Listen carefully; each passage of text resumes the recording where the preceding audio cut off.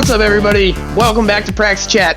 I'm Matt Drake, president at the Praxeum. Sorry that I'm not visible to you guys today. I'm actually kind of sick, and I know you guys don't want to be looking at that nonsense.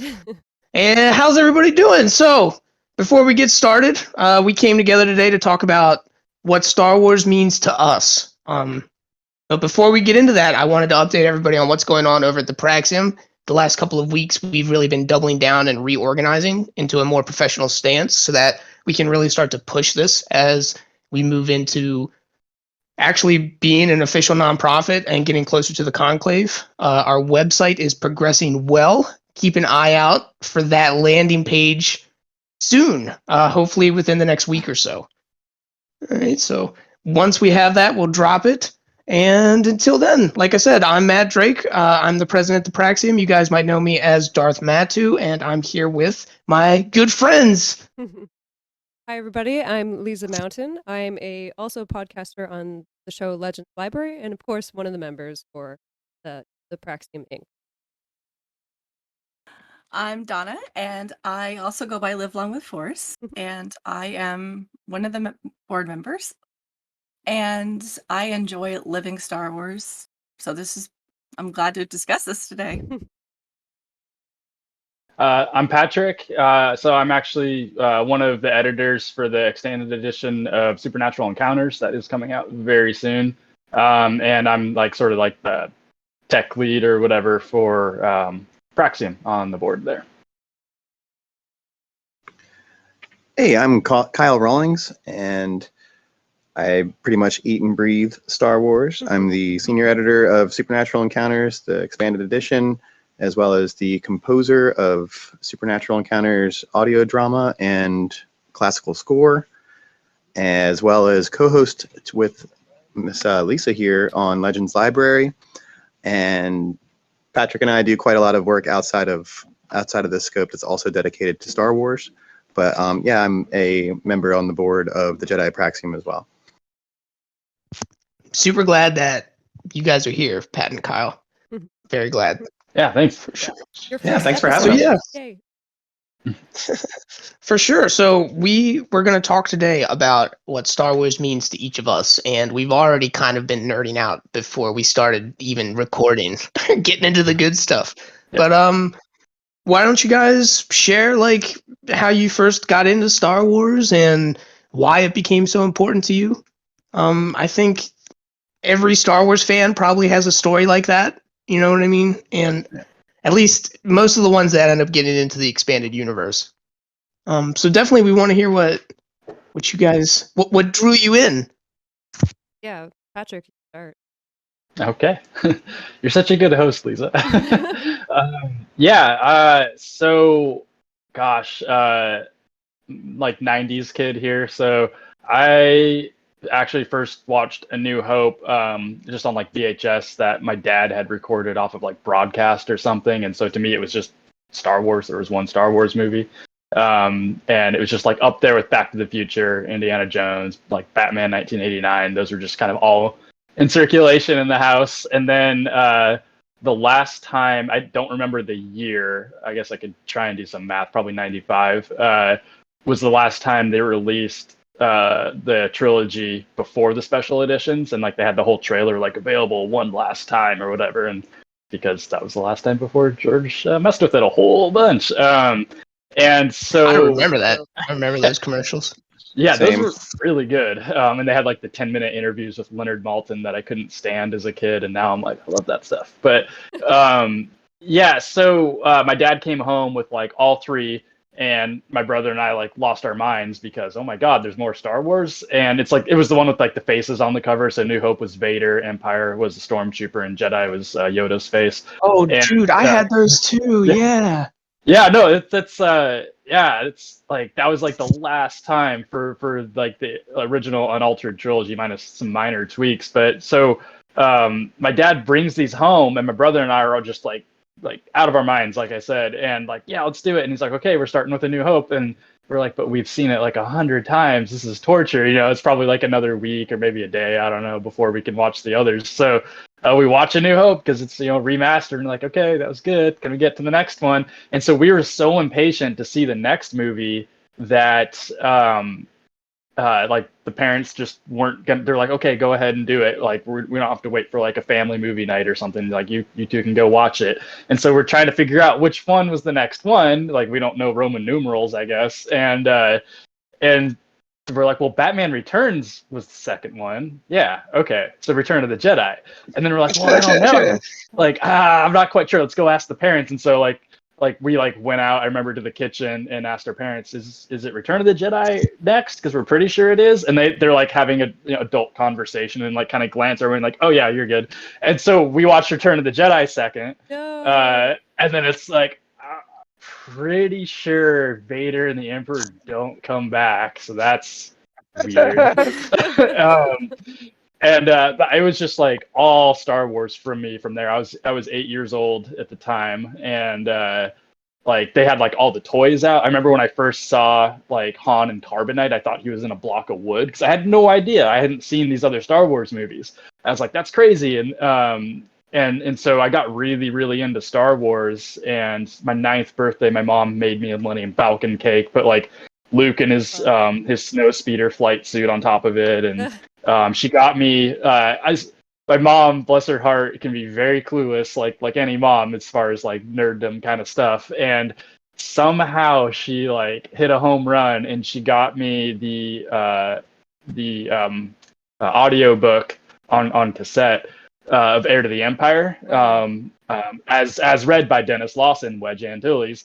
And like, so she not only cool. the correct one to start with, but the first one in that trilogy, which is like not in character for my mom to like nail it like that. So like, so Heir to the Empire, I was in love with Mara Jade from there, and like just like all about Star Wars. I would go to the library and like check out all the audiobooks that they had. I tried reading the Jedi Prince series. I think I made it to the 4th book, and like I was in like 4th grade at the time, and I just got fed up with how like they weren't getting Star Wars right, and so I started reading Anne Crispin's Han Solo trilogy, and kind of the rest is history from there. But yeah, it's crazy how many people started with the Thrawn trilogy.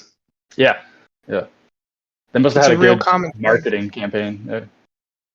I mean, it is just objectively an amazing story too, like a good Star Wars story. Oh, yeah. Well, it was sold as the formal sequel. I mean, yeah, still is. Was it? I didn't even realize that was part of the ad campaign for it.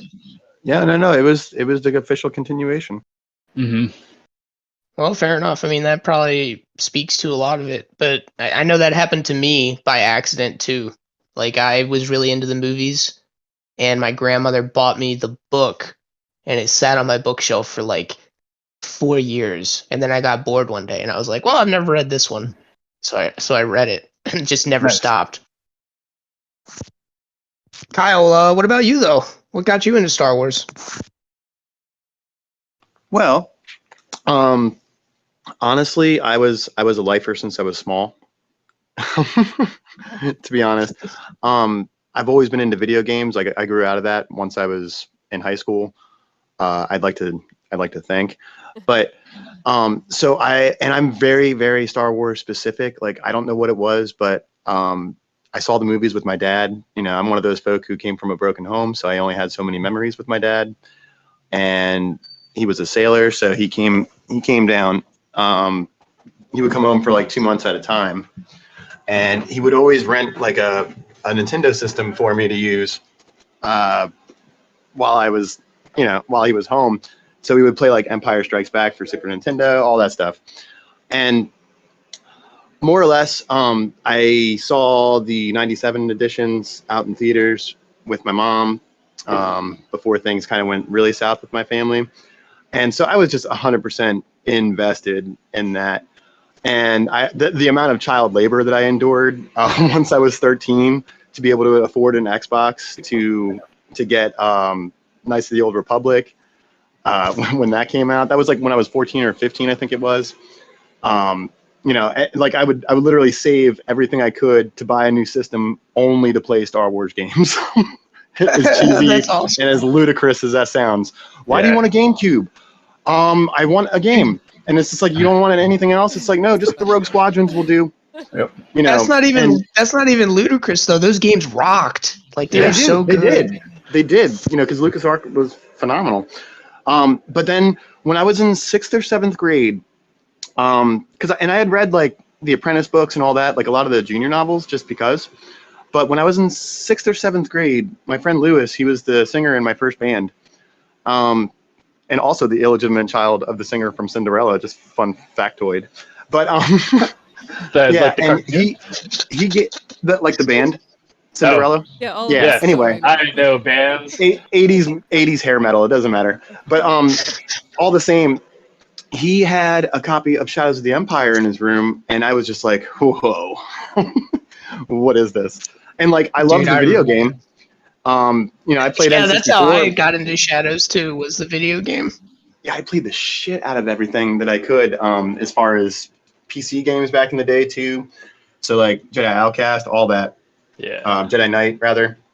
All that Do you stuff remember that I that could find. level in Shadows of the Empire when you were in the sewer and there was like that alien that was in the trash compactor in the sewer water?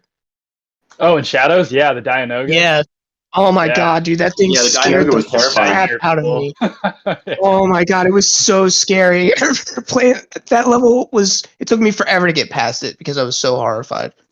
Yeah, I got stuck on a few levels on that. Was a hard game for like a middle schooler, right? Or I was just bad. But yeah, it was a good one. Yeah, that was a terrifying level of the game. Yeah, for sure. Yeah, games Sounds were like it harder might back cut then off. too. I swear, it's like Well, they they didn't made really me hold your punish you. hands. No, If But you yeah, died, and then you had to go back to the beginning and everything. Dark Yep. Souls was the norm. Yep. And then after the video game love, and reading Shadows, I was hooked. Right around that time is when the NJO was kicking off and really getting started, and that was the period where my mental health declined, if you would, because everything was Star Wars. So I remember going into history class by eighth or ninth grade, and like stuffing one of the NJO books behind the history book and pretending, and then like rewrapping the books to make them look like the school textbooks while I was sitting in class. Nice. Because I was one of those brainiacs, right? So it's like, who cares? And I would just read, and then pass all the tests. Not many people knew the wiser. They know now. That's the way to do it, though. Oh yeah, Independent study. yeah. And to this day, I've collected just about the entire EU, either in hardcover form for the most part. I'm currently going into some of the more obscure angles now, like the journals. But like I've spent my life fortune on it, and then Yeah, I got. Yeah. I hope to get some of my own collection back here soon. I'm going back Yeah. home for the first time in like 5 years. Yeah. I'm gonna do it. I'm getting my books. There you go. And after the buyout, like I was so disillusioned, like a lot of people. So I was definitely one of those like heavy hitters in the boxing rings on the internet, if you would, until Joe found me on all places it was that app called Quora, and he talked me off a ledge, and I became an editor for Supernatural Encounters, and that saved my fandom, to be honest. Holy crap! I didn't know. That's I awesome. didn't know that part. Yeah. Yeah, crazy story. Yep. It was random because I was just like, I know who you are. And I'm not going to be disrespectful, but like I feel this kind of way. And he was then like he just talked me off a ledge. He was Joe. And and then I started working with Lisa, and Joe saw an article that I wrote on Abeloth, and because I had already offered my services as far as like, hey, if you need a hand, like I'll help. And at that point, the rest was history, Did he see Now- it and from then- the website? I shared it with him, Oh, but all the same, now ever since then, my life has been every day is Star Wars. Like we spent a solid year and a half, Patrick and I and a couple of the other boys, editing SE down to the last minute detail. And then every day afterward has been writing the score, and the audio drama's coming. So all this is taking a life of its own. We're gonna have Nick Joseph read for the part of Arhol himself, the That's actor awesome. from the film. I spoke with him recently, and Patrick's helping me put together the script. in a more professional manner. So Nick will likely be joining the audio drama, and there's a couple other special folk that are going to be joining us. We're also likely going to get, without giving away too many of the major spoilers, one of the minor ones is that we're actually going to have Ellen Neal Smith's daughter participate in the audio drama as well, because I've been reaching out to everybody. So there will be a couple surprises for people in there as far as contributors on the voices.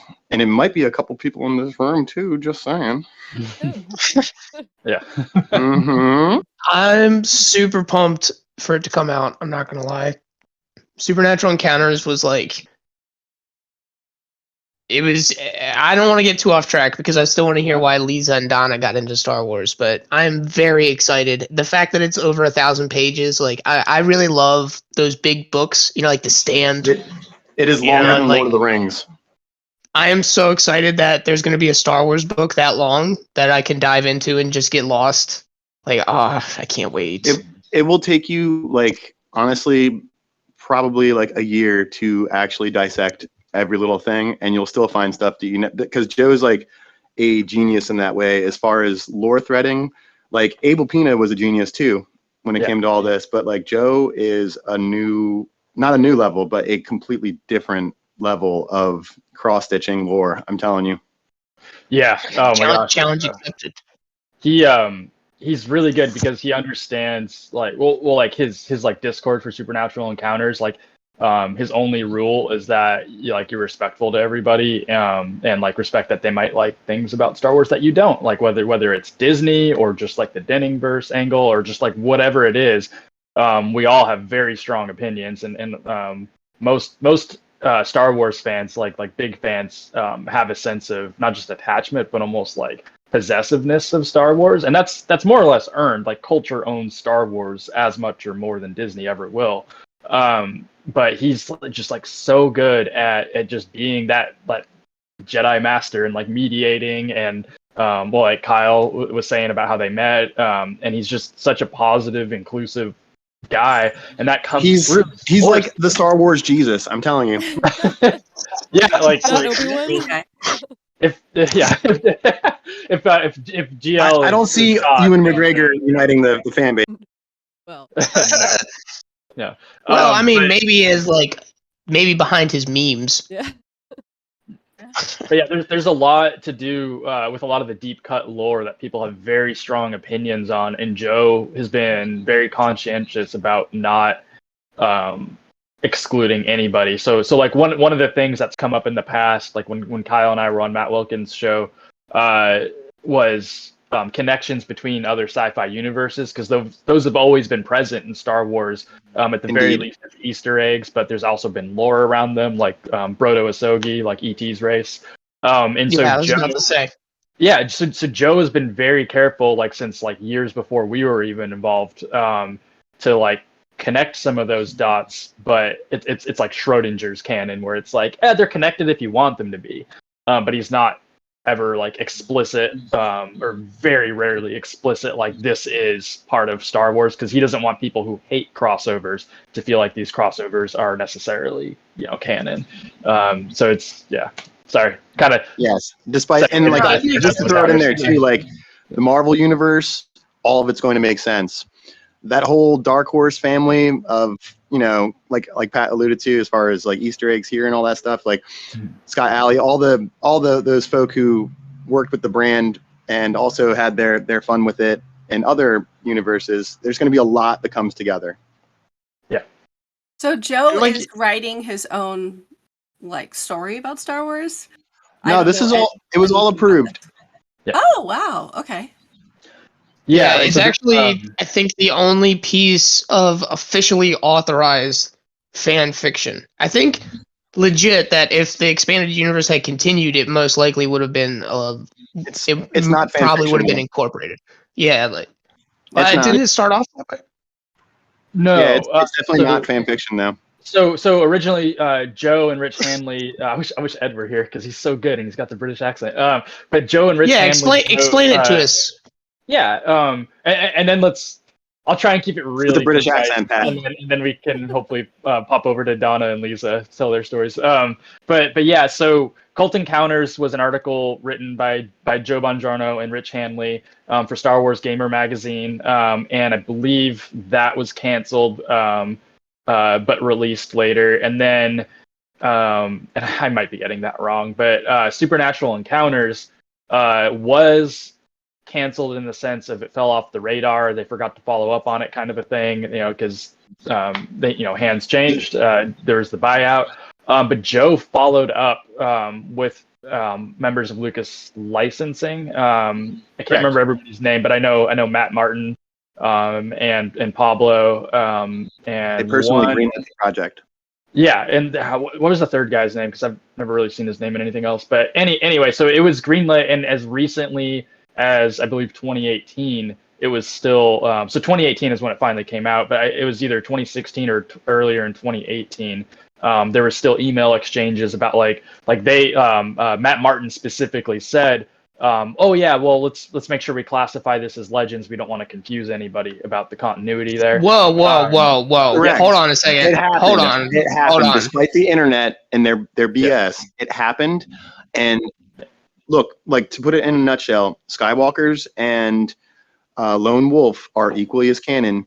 There was a situation when it's like, okay, look, like, we're going to put out, like, Lucasfilm was like, okay, we're going to put it on the website, like the official Star Wars website. However, they were like, Joe, yours is too long and it will have to be clipped. And instead of clipping it, Joe requested to simply post it on his own site because it's been active for so long, and he is the literal creator of the timeline. In case anybody didn't know, the man who handed, like, Stackpole the Star Wars timeline was Joe. And so, just for the record, and they agreed that this canon story can be posted on his own website. Abel opted to simply have it posted to the Star Wars website because it was fine. He was fine with the revisions, and they did do that for a time before they removed it.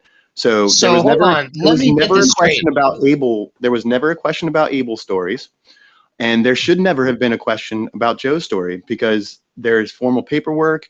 Joe has had his hand forced due to controversy on Twitter and has released himself the documents that he swore he was never going to release to the public. So they are in the understanding that this is a fully licensed project. He was paid. He has a tax record for it. It is there. Joe was paid to do this work. This is Legends. This is going to be a continuation of Legends. It is. It has full. He has full permission to post his story on his website. And there is no difference with Essential Atlas the revision.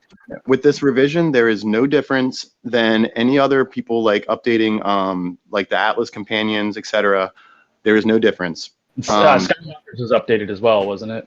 Correct. Dude, and I'm even more excited Nobody now. was screaming like, oh, like, about it, because fans are under the false impression that every single thing is like dissected, and it's just, it does not work that way. And it would be nice to think that that's how it works. And obviously they're seeing in real time with the new administration that it clearly still does not work that way. It's a fantasy for how they believe the things were published before. This is as legitimate as it can get.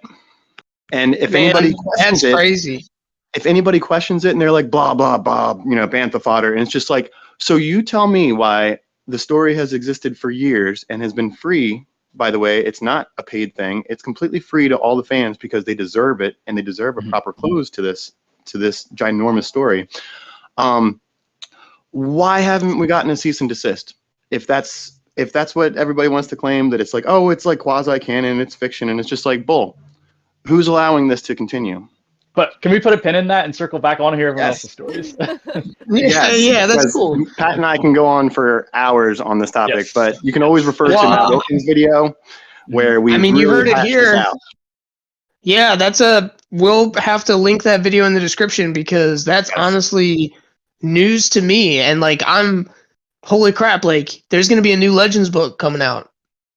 Like, there is, and just because they don't want you to think that, because they are clearly on their own campaign to really to erase history and act like everything that we did for decades doesn't count because of their own agenda. And I know that's going to sound skewed, but obviously there is a smear campaign against everything that came before them. The Lucasverse is supposed to be, according to them, pretty much pushed back into, what was it? What did Pablo say? A piece of amber, and it just has to stay that way. And all the same, that's a good fantasy that they're selling too, but it's just not true. Oh man, that's crazy. Legends is coming out with another book. I It's mean, gonna be I the was excited finale. for it as it was, but make sure folks pick that up then. If you're a fan of Legends, so you definitely want to support the continuation of books coming out. Like that's fantastic news. But And anyway, again, people will they'll go against it of what we were talking about here, and that's fine. I'll be reading the comments and replying to it too. I'm sure Pat will too, and the rest of the editors. But Well, that no is what reason it you is. can't like both of them. Like you could like everything. It's not against yeah, no, both. it's just more Star Wars. Like, Yeah. but it's just cool that because that's one of the things that we really want is to see new Legend stories coming out as well, and like that's fantastic news. Because as far as I thought that it ended with, I mean, you have the set of books of Fate of the Jedi series, and then you have the comics after that goes like 130 years post Return of the Jedi that have about I see like your great I see your Fate of the Jedi behind you, Donna. Yeah, exactly. So it's like I didn't know that there was continuation. Is it a continuation of that, or is it a different thing? Okay. No, it's a Legends book, and it gives context. In fact, like I think that Lucasfilm not publishing SE on time is the reason why Fate of the Jedi kind of flopped the way it did, because SE provides all the context. Yeah, I was about to say it kind of covers like the whole timeline from a different perspective is the best way to put it. From like it's called Supernatural Encounters because the main character, whose name I will never be able to pronounce.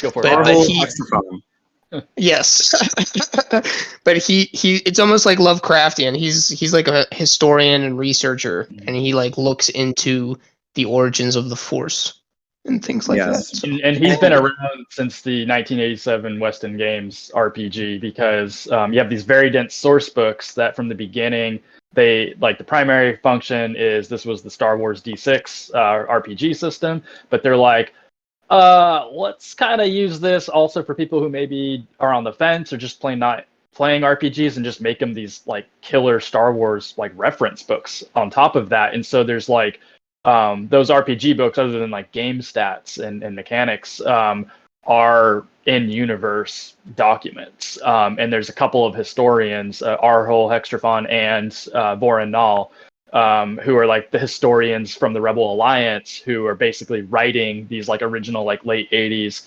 to through the 90s source books. And the reason they did that is they wanted it to be like this is found information, and that way if there's retcons later or if they just got something wrong in a source book, it can be Arhol's fault that it was wrong because like he didn't have like like, oh, this was a verbal account from someone who saw Han shoot Greedo, and like they said Han shot first, and so that's what I put in the first edition, that kind of a thing. That's not an actual thing as far as I know, but just as a hypothetical. And so Arhol Hextrafon, along with this other historian, have always been like very broad scope, like historical context. And so this book, Supernatural Encounters, is set before Fate of the Jedi. Like Kyle was saying, it sets it up very well. But it encompasses Star Wars history. Great. That's amazing. That's awesome. I'm excited for that. It's going to be the final swan song, if you would. And you I think go. that everybody is going to walk away feeling fulfilled. In the first edition, Joe established the multiverse. So as far as people being resistant to the material, they can be if they want to, but actually it's for everyone because it allows everybody to enjoy everything in their own way. And you'll see what I mean if you read it. Okay, that's enough from us. We can pause on that one. I mean, it's definitely super exciting to hear about this continuing because we all really love Legends. Like we got into Star Wars. Like you said, Pat, it resonates with people. Like it's important, like it's moments with people's dads. It's like these excitement when you were a kid. Like it's important to a lot of people, and it always really has been. Yeah. Donna, how did you get into Star Wars? Well, I mean, I don't want to age myself, but like Star Wars and I are basically the same age. So I've known Star Wars like my entire life, basically. For me, though, what really resonated was Return of the Jedi. Me I too. have That's my vague favorite Luke. remembrance of seeing that as a little kid Same. in the theater, and I loved it. And I digested everything I could about that. I only had sisters, so I never had any of the toys, unfortunately. But I sought them out as much as I could, and I was just a big fan of it. And when I could, I think about 10 or so, this is my very first book. I wore it out so much. I wore out the cover that I had to make my own cover. I Holy drew my crap, own you still little have thing of it. Luke, like with a lightsaber. That was like me at like 10, What I color think. That's is your Oh my incredible. gosh, Wow. Yeah, that's so That's cool. this is from cute. like That's more 1980, valuable. right? Is it Yeah, it's from 1983. Return is of it the Splinter Jedi. of the Mind's Eye? Nice I do Return of the have. Jedi. This is Return of the Jedi. And so from this, I mean, I would go to the library and, as you would, and check out stuff, especially if you don't have any money as a kid. And I Yeah. just read it along the side of other, like, Babysitter Club and, like, other things girls do. But always encouraged by my dad, who was big into movies and Star Wars and Star Trek to, pursue that. We always had that in common, which was a nice thing. So That's cool. early on, it was about family for me, and I had kids young. I had boys young, and for us, we would do lightsaber battles, and then when dived into the EU with like the trio Han, Luke, and Leia early. Like I read all those books in my teens, and I would go from there. I did get Splinter of the Mind's Eye, also the original one. That was the second book I got. And then, when the prequels came out in my 20s, I believe, early 20s, I got all the toys for them, for my boys, and we played all those toys together. That's So, cool. You can kind of like continue the yeah, legacy that way. that was a golden time because we had all these good franchises. You had Lord of the Rings and Star Wars, especially. So you just had Yeah. bunch of toys and just fun things to do. And conventions, we went to like Lord of the Rings conventions. Just had a bunch of fun that way. So it's kind of just always been a part of my life, just a giant part of my life, really. Having kind of going just into the EU and out, and then I got into prequel EU, so I was just kind of like into what was happening at the time. So I would get, I went to the Clone Wars novels and to the anything Kenobi, big fan. I got all the Jedi Apprentice books. Those are on the top shelf, and Jedi Quest books with, young Obi-Wan and Qui-Gon, young Anakin and with Obi-Wan. Read all those to my kids too. So I've read dozens of books with them out loud. So that's been just kind of a pleasure to explore the world with them. It's always been kind of part of our lives. And so I have other kids now, they're girls, in addition, that we have also read these books together and done them together. So just passing that on to them. And, my youngest, they love Mandalorian and Grogu, of course. So I always try to be friendly to all the new stuff because, I know they see it in a different way from their point of view, and that's fine. So always just try to keep the door open for that, just kind of inclusionary thing with them because I don't want to slam any doors, especially if your kids like the same thing you do. You do not want to jeopardize that at all because oftentimes it's like, Mom, no, that's lame, Just let them You- naturally Yeah, develop right. the taste and then find their way to the EU. Yeah, exactly. Yeah, exactly. And I think that's true. I think that's how a lot of people do. And I've been in and out as time is permitted. When I was in college, obviously I didn't have time to read Legends or EU material. So I did a lot. And then when the dark times, I guess you could say, happened in 2012, It's disillusion because for me, having grown up and been a kind of an OT baby, it was presented just as long with the movies as completely canon. There was no difference in my mind. So when they say that this was not canon anymore, I'm like, that's like saying the movies are no longer valid. It's like redoing Harry Potter and having completely different rules and different characters and different, you know what I mean, later. And I'm like, what? It like really set me back and confused Harry me. Potter, played by Arnold Schwarzenegger. It's kind of like that where you change the rules in the game and you're like, but this is Hermione, get in the chopper. Yes. But, on TV there was like commercials. I remember that, like, buy the new Legends book. I know they call Legends. It was like, this is the continuation of Luke's story. Yeah. Buy it now. Here's the next Here's the next issue. I remember those. I'm like, this is what it is. And so when I'm like, okay, fine. I'll love this, what I love, because it's what I know. This is it. This is what I know. I'll give it a chance. And then I know it. I tried with Force Awakens. I was like, okay, it's different, but the way, the sequels are written just did not do. Just, we know that. I don't have to go into that. But I've still we still had Star Wars as part of my family. And now that we don't really like that parts of the universe, we're trying to explore as a family these other alternatives. So the more visual mediums, the better. So that's why I'm always supporting Legends as a venue to bring up these stories, or a way to bring up these stories to new fans in a visual manner, or actually audibly. Big fan of unabridged audiobooks with my kids. So listening agreed. on trips. Yes, anything unabridged, trying. Listening, while you're in the car, or watching videos like the guy who made Heir to the Empire into a video series. Yeah, Dark Angelus. Yes, Shout out. Dark Angelus. Amazing Yes. Shout out. Woo! You were amazing. He's doing dude. very good for soloing that project. It's I pretty can't cool. believe he knows it all himself. He's a madman. He is, but he's wonderful for trying. Yeah, it's great. So anything like that, like visually, because the stories are so well done and the characters are amazing. So any way I could bring that to people in a way that captured me.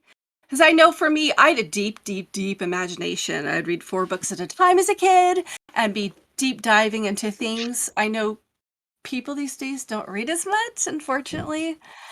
So it's a lot of these stories presented either audibly or visually is how we capture people's imagination to get them to read the books. Yep. So that's really why, especially since 2019, when part of my tradition of my dad, whose birthday was December 13th, we would see the Star Wars movies in theater. And for, I believe, his 65th birthday, I threw him a party in the theater to see Force Awakens. Mm-hmm. Where, like, we rented the room. I got Star Wars decorations like you do for a kid. And we threw him a theme birthday party. Star Wars cake, Star Wars decorations, balloons. That's cool. So He never fun. had one of those. Yeah, that's awesome. Yes. So he had so much Ever. fun. So we did those movies together. So I do have good memories of the sequel trilogy, watching it with my mom and dad, and in the theater with my sisters and all their family. Like, we'd all do this together, like 20 of us together. And then when Return of the Jedi, Rise of Skywalker came out. Same thing. He was on hospice care and he couldn't get out of his house. We bought tickets just in case he could go out, and he couldn't do it. Yeah. That sucks. So, I'm sorry. yeah, we all went together anyway. It's like, okay, my mom didn't want to go because she didn't want to leave him. We offered to, like, show him the movie, but he's like, no. He didn't want us to get in trouble. So we didn't, for the record. But when we went back to their house, I told him what happened, and he was devastated. No. And that kind of broke me. I was like, Right. This is like his last memory of Star Wars, and he died on the 30th, on my daughter's birthday that year of 2019. And it was like, he was always into movies and knew the power that they could bring to people's lives. He knew how people could live and experience emotion and how they could just go in there and get lost in a story and just live that story in themselves. And he had 1,400 movies. He was an avid collector. Dang. He insane. There was DVDs stuck in every corner of that house. My mom is still going through DVDs. I mean, we borrow things all the time. Is that the TV remote? Oh, no, DVD. Exactly. So he knew the power of story, and it was his way to get away. Having worked in the Navy for 25 years and being a director of veterans, especially war or military movies or genres like Star Wars, Star Trek really resonated with him as a way for people to cope with their everyday. And I felt like when he died and how it let the canon let him down, really, that's when I rededicated myself to Legends and bringing Legends to life in any way I could. And during COVID, that started with voice acting, which I've done a lot of.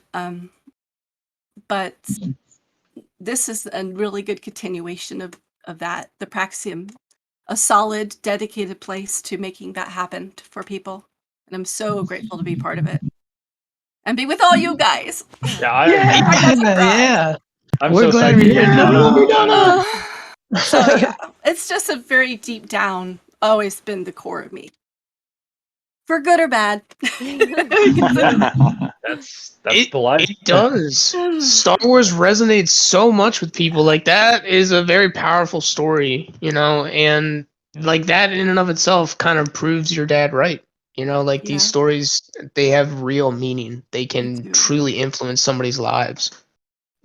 They do. They really can grip you and change how you see yourself and others or just your situation, or even just give you a way to cope with what's happening. Yeah. For him, it was an escape because I think he felt early on that his best days were behind him, or that he had a lot of stress from his job. He helped homeless veterans. Even back then, people with PTSD, people who were overlooked, and this was in the 90s, late 80s, 90s, and on until about 2013. So he dedicated his life, made zero money. They rented the whole time. And just that was his way to escape. And it's still relevant today, I think, for sure. Yeah, definitely is. Sorry for your loss, honestly. Wish we could have met him. There's no way he could be proud of you though. Like proud of you for just continuing on and and sharing it with all your family.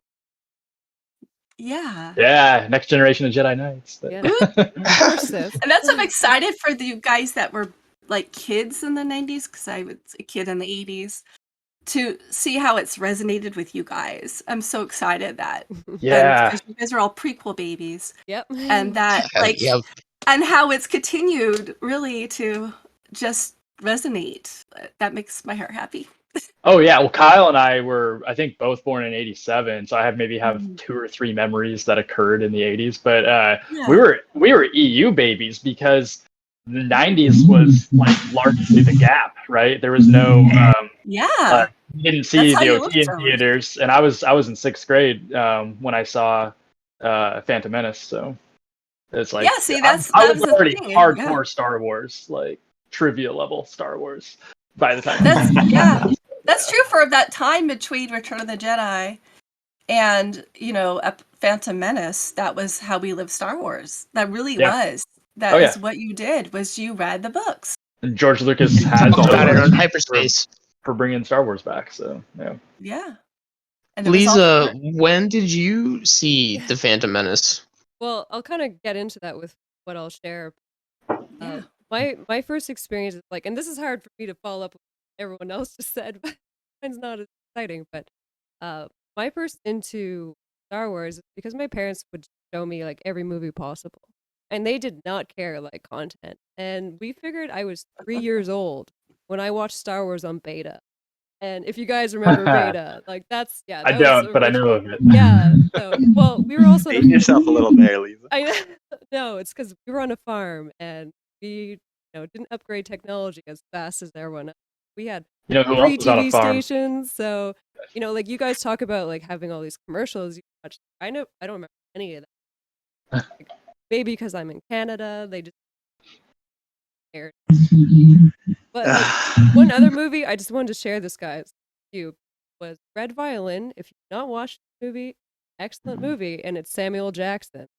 And I remember like when we watched the prequels, I was like, that guy, because like from a young age had seen this movie where like basically it's about this man who makes violin, and it's supposed to be like the Stradivarius, and his wife dies tragically, paints blood, and it's like the violin story from like the present day and how actually auction. And it's a really amazing movie, but like it's pornographic stuff, and I'm why are you making me watch this stuff? So I don't know. So It's a simpler time. it was a simpler time, but like for me, because I grew up on a farm, like I really resonated with Luke character. Like the whole like farm boy, like you're stuck in the middle of like this, don't feel like you're going anywhere, but of course, like when you hit a certain age, like you're able to get away because like it's kind of like your destiny to go. So like I would remember always standing and like staring west, watching sunsets, like Luke, but one sun. And then when I was older, that's when I saw Phantom Menace in theaters and was like, oh, this is great. Like I really liked it. And it kind of reintroduced me into it. And then my friend, her older brothers had it on VHS, and I stole it from them. So I had it in my possession for like a good 3 or 4 years before the family was like, yeah, the family came back and were like, can we have our Star Wars movies back? And I was like, okay. Nope. So, I was really like, oh, I love watching all those movies. So I'm happy at least for Disney Plus, I could watch the movies at a stream quality. But my return back into fandom and my start into it was frankly, I was talking to someone about just kind of like fantasy, so like Lord of the Rings and that. And then he said to me, like, have you not watched Clone Wars TV series? No. What's that about? And he's like, trust me, watch it. And then I watched it in like a good 4 days. Like I just binged all of it. And I was like, what just happened? Why didn't I know about this? And from there, I had an idea for a story. So the whole like Duchess Satine Obi-Wan. And I was like, you know what? From what I researched, there was nothing about it. So I thought, why not write my own version? So that was my like foray into Legends and all the books. Was like, I have to research. If I'm going to do this, I'm going to research and read everything. And then eventually I joined a podcast and now I'm here. So like it totally changed my life just from that one conversation. And like I'm just happy to keep doing Star Wars. I love that like my friends they're none of them are into Star Wars. They're always like, oh, that's nice, like but Right. like and then like for my usually for pre-COVID birthday parties, like my birthday is Revenge of the 5th. So I always dress as Darth Vader. Like there's like I don't have to like it's guarantee every year I'm gonna be in my Vader outfit. And like sometimes my friends will show up in Star Wars costumes and I'm like, oh, okay. Like it's just a thing. They just know. Yeah, they just know. You just like, always get Star Wars things. I Yeah. always do. Yeah. I just like pick up as a gift. yeah. Hey, I got Obi-Wan and Vader fighting on my coffee mug. Yeah. Oh, nice. It's the best because when you pour coffee in it, their lightsabers ignite Oh, I've and seen cross. that one. Oh, that's Yeah. awesome. I've got like I have a Vader head and then I have a Death Star one. That's actually one question I wanted to ask all of us. Like I know we can talk about like what we love of Star Wars and our personal stuff, but I wanted to know everyone's like favorite memorabilia item that you guys have. If you want to think about that. So I'll share mine just to kind of get your balls going. Okay. So I bought this, it was just before Rogue One. Actually, no, Rogue One had just come out. And I was Christmas shopping and I found a piece of Empire Strikes Back film. And it's the moment where Han and Leia have the whole "I love you, I know," and it's the cell of her looking at it. And it's like the original, like from the film, Oh, and I just loved it. And I was like, oh, Oh. like this is like kind of expensive. And I was staring at it, and I was like, I'm gonna buy it. And then, a week later, wait, so thankful that I had bought it that day. Carrie Wow. Fisher is my Amazing. spirit animal. Just saying.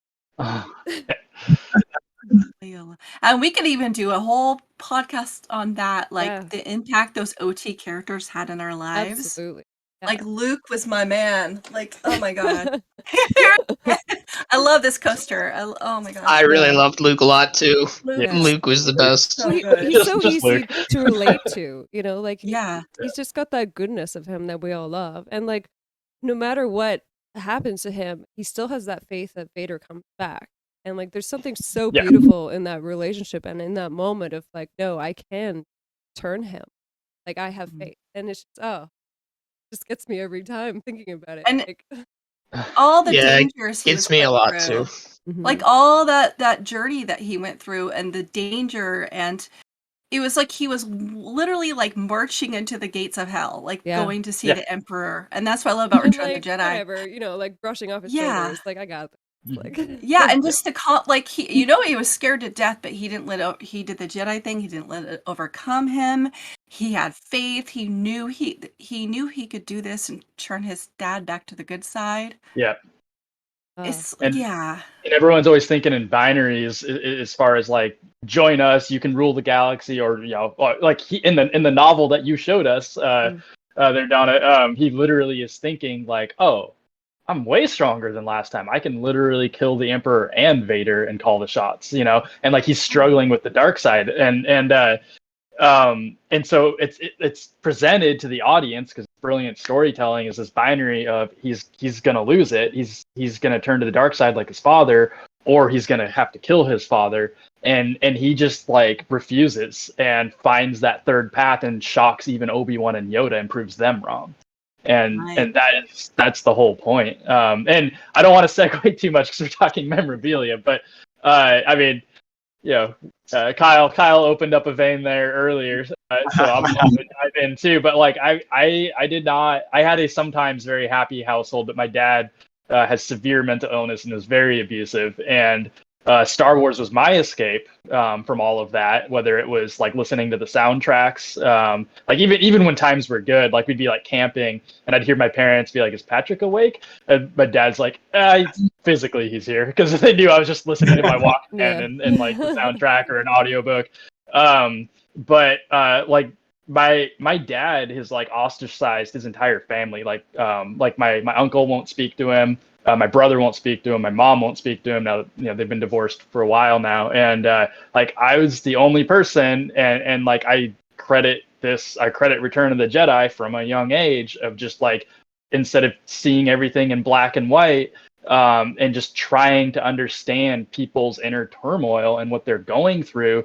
And I'm the only person in my family that is like willing to see that. And my dad, I'm the only one who is still speaking to him and everything. And it can be toxic. Like he's never gonna not have these issues. He's never worked on himself enough. And so as an adult, you have to learn about like boundaries and what works for you and how much of your time to give. But I'm just like so grateful that from a young age, like my brother was pissed at me, and we were maybe 10 years old, or I was maybe 10, he was maybe 12. But like I told him, like, it sucks, it's terrible, but like in a way we're lucky we have this negative reinforcement, so we know not to turn out like that. And he's like giving me shit for that over the years. Yeah, and my brother has a lot of the same issues, unfortunately. But like Return of the Jedi helped me kind of step outside the limitations of nurture and nature and all of that. So I mean, it kind of speaks to the importance of narrative, because that story directly stems from Lucas's own contentious relationship with his father.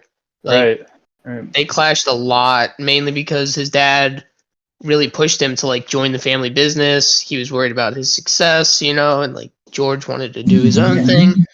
He wanted to make movies. For him to be a director. Yeah. Say that again? He had no support while he was trying to be a director, from what I understand. Yeah, he wanted him to Yeah. strike paper. Until after the success, and then all of a sudden, if I remember correctly, George's story, then it was okay because, like, all right, you're up there with Coppola and all that stuff now. Yeah. But I believe he Yeah. died before Star Wars came out, though, from my Oh understanding. wow. did he? Oh, did he? Yeah. I could have Probably sworn that after- there was after some kind of Q, like, Yeah. Someone know, write in the comments and research that for us. yeah, tell us we're wrong. Yeah. So, well, and then I'll just Yeah, also that's definitely. add my like non-memorabilia. That's favorite thing is my motorcycle that I named Anakin because that's how much my life revolves around Star Wars. And then I have another motorcycle I named Maul. So yeah. Anakin and Maul, nice. I have an old Pontiac that I will never sell, and she's beautiful, and her name is Mara. Nice. Aw. That's awesome. Yeah. You guys get it. Yeah, Oh, we did. I know. My car's named Empress, I think. Close. Yeah, Empress, my car. I drive a Prius. It's named Alphaba because like it is awesome. But that's neither here nor there. But, When it comes to memorabilia, besides the books, because there's some editions that are just too. I was about to ask. You said you had the whole EU, so like you definitely have to have a prized. You know I what I see mean? this. I want to see pictures. And yeah, I'll post a picture on the chat or in the comments or whatever. But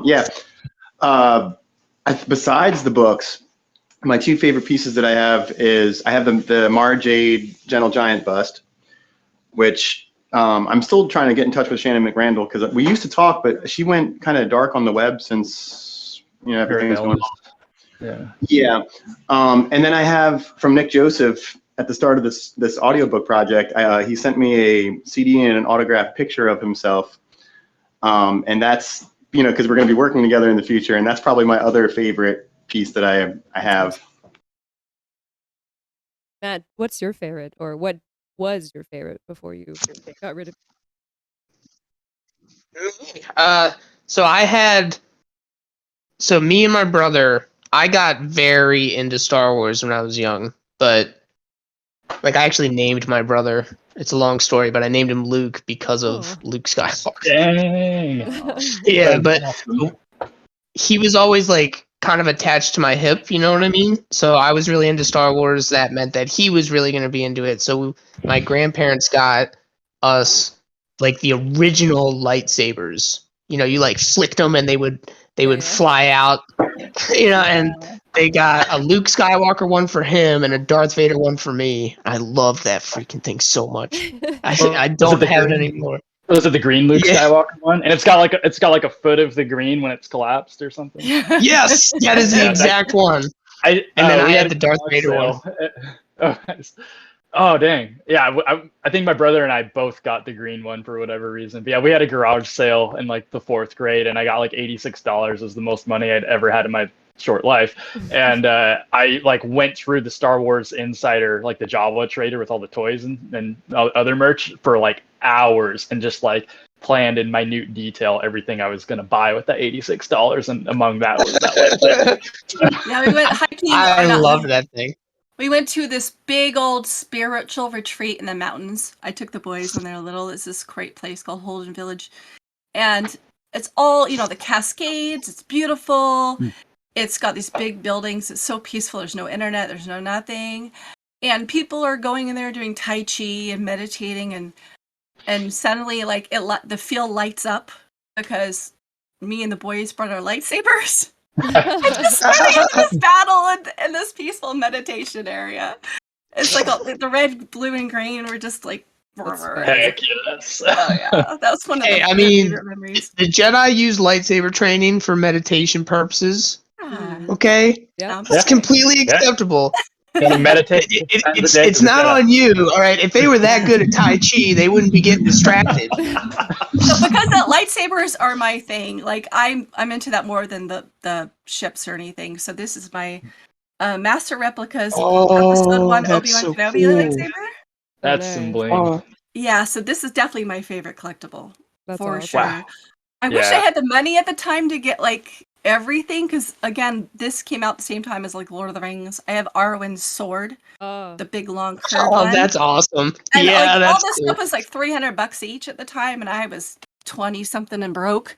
So it's like, but I'm lucky You're like, to get this. 'cause How they are badly do I need to eat next month? Yeah. exactly. You It's held like- on to it though. That's good. Yeah. Like Yes, oh my and gosh. Oh, Yeah. I love it. They have their toys somewhere, but I wish I would have got. Growing up, I didn't have any of that stuff, so I spoiled them a lot. Like we had the I little. was never. Did you guys have the Anakin pod racer that had? They were so cool. Like you pull them back and they shot Yeah. forward, and actually had sparks behind them. Oh wow. My Do you buddy remember had that? one. Oh, those were. I have not cool. fired that synapse in like 20 years, but you brought Yeah. back the memory. Yeah. Those are the coolest things. Oh my gosh. I do. My buddy had one, and I was so jealous. We were poor growing up, Yeah. so I didn't have many toys. I mostly had the books. My grandmother would go out of her way to like go to these like thrift book sales, where you could get like 20 books for like a nickel or something. And like she would, and that's how I collected a lot of my EU books. Was she would find them, like she found the Lando Calrissian books that way, Nice. and a couple of the other ones. Yeah, so she would show up and she would have like random books, and like sometimes it would be completely out of order. So it would be like this, the second book in the Thrawn trilogy. I remember when I got that. I also got like, I think it was Star by Star. It was either Star by Star or Crystal Star, but like completely out of order. You know what I mean? Like I hadn't read any of NJO yet. I remember opening up the book and being like, I feel like I've missed a lot. Yeah. Speaking of That's Star how it by is. Star, like let's talk a little bit about our like favorite authors. I wanted to just briefly mention how much, like we have our authors we love, and then we have our authors that like we don't quite love. And like I know we've teased Troy Denning a little bit before, all the time. like all the Him and his time. bugs and typos. And I think maybe that's part of his charm is like we all can unite and like tease the fact that he writes about like bug sex, and All the time. and we're all like okay with it. You use they them pronouns because you're gender fluid. I use they them pronouns because I am a joiner. Yeah. We are not the same. God damn. I like that. It's like Venom, where it's like plural pronoun. Yeah, right. But I think my favorite author is, and I think he only did the one book. Maybe he did it. I'm terrible at names. Like I remember the stories, but I putting them together. But it's R.A. Salvatore, because my Oh. favorite book is Vector Prime. Oh, it's so good. Oh yeah, he was a great writer. He did He did Attack Attack of of the Clones too. Yeah. Yep. Oh, that's right. He did do And Attack of the Clones. He made it so much better too. Because of him. He Like, did. just the book. Yeah, I remember. He showed Yeah, us I remember Klieg. reading it. Yeah. He What showed is us how what? Klieg. He showed us how Klieg got messed up. Yeah. Yeah. Oh, Oh my yeah. God. Yeah. That opening. Yeah. Yeah. One thing was Yeah, like, I with just him, think like he's a fantastic writer. well, it's such a shame what happened to him that like fans completely shat on him and it just like discouraged him and he didn't want to write anymore. Yeah. Like I Well, understand like it's so hard to accept Chewbacca's death, and when I read it, I was in the subway going home and I cried and I missed my stop, and then I went back and I missed my other stop, and then I turned out of the subway and I went the wrong way and I went to the secondhand bookstore that I normally buy the books, and I went, I need the next one in the series. And the guy was like, what's wrong? I'm like, Chewbacca Exactly. died. And I'm like crying. I loved that death. Well, I didn't love it. Like it tore my heart out It's an and intense ripped it into death. tiny shreds. Oh my god. I remember being like, "What?" I remember reading it and being like, was- "What?" But if you Yeah. have to kill a character, that's how you do it. He had a moon. Yeah. Because come it down was- You onto remember him. every Epic. single page. Yeah. Exactly, and it was in keeping with his character. Like it was pretty much a fulfillment of his overall arc. Like he dies saving Han Solo's kids and like fulfilling his life debt. Like Yes. Yeah. Yes. You know what I It was mean? perfect. It was beautiful. it me was, chills it was, again. And like the image characterization burning is into phenomenal. Han's eyes as Jason, pushes go, and like Han's just staring there, and then it just gets ripped into hyperspace. I know, and it's so Anakin. powerful, and it immediately set the stakes for the entire series because now all of Yeah. a sudden you're like, Yeah. oh man, this is real. Yes. Like this Yeah, is legit. revolutionary. Like Chewie just died.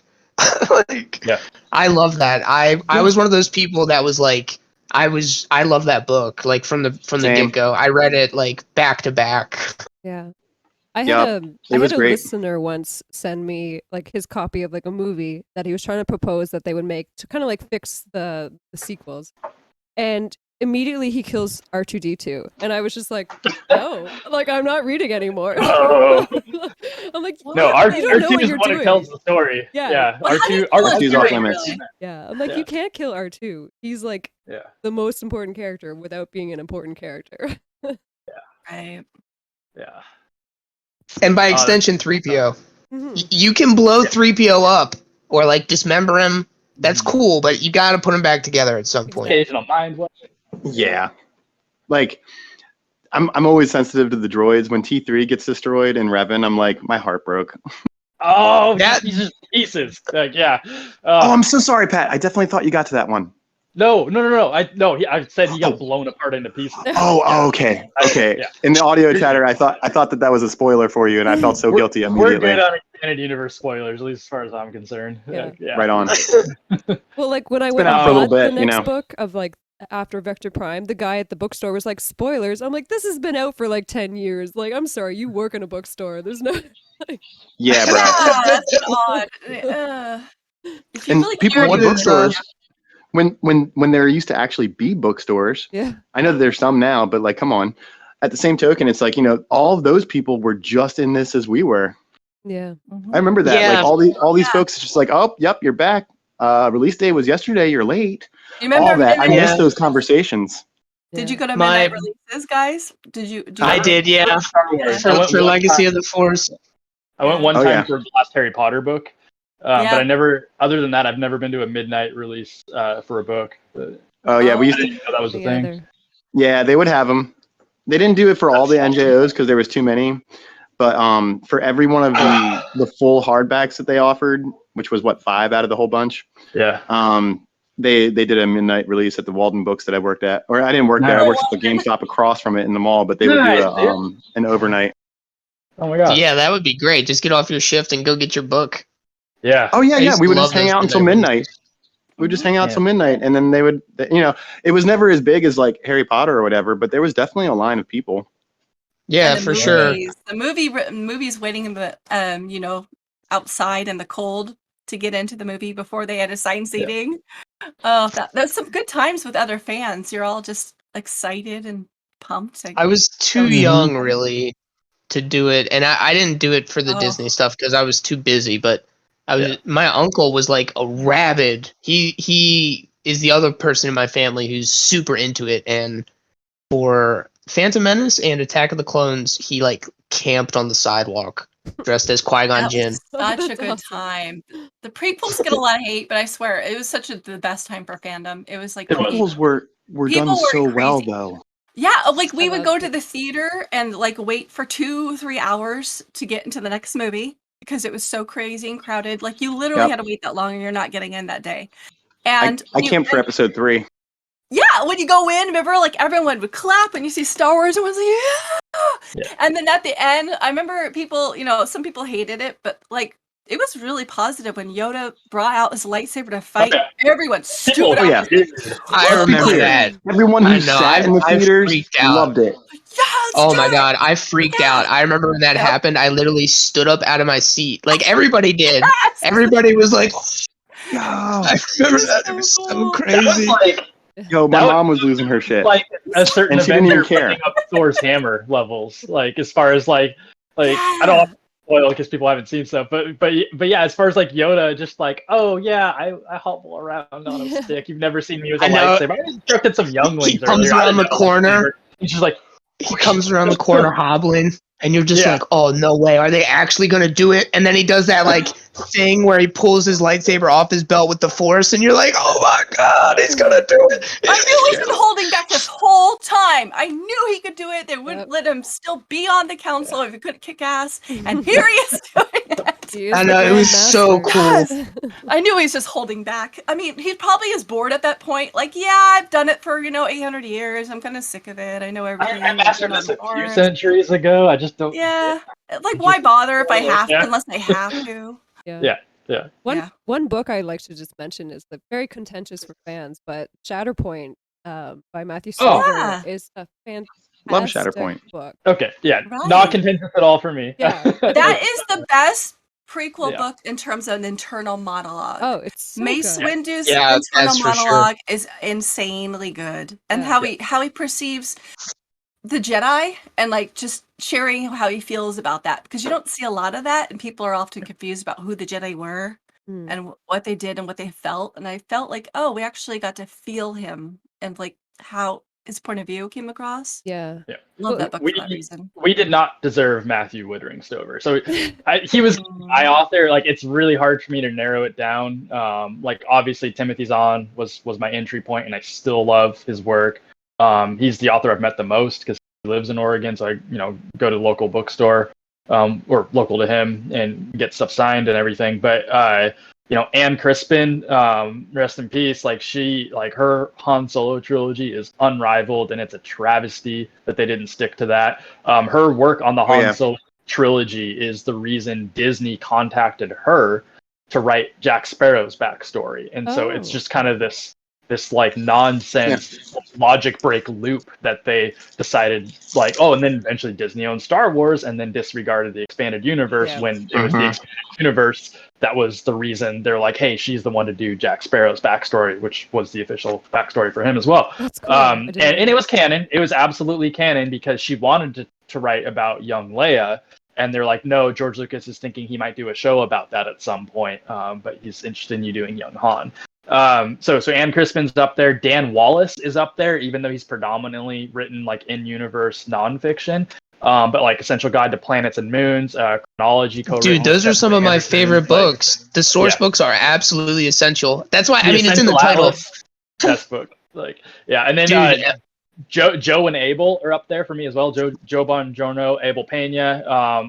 They just like the unsung heroes, as far as I'm concerned, are all of these very talented individuals who wrote for the websites and Star Wars Insider, Star Wars Gamer, really fleshed things out. Like, Mandalorian owes its success to Abel Pena and Karen Travis, and that's what generated the fandom, not just Boba Fett and people making Karen things Travis up. was one I was going to mention. Yeah. I love Karen Travis.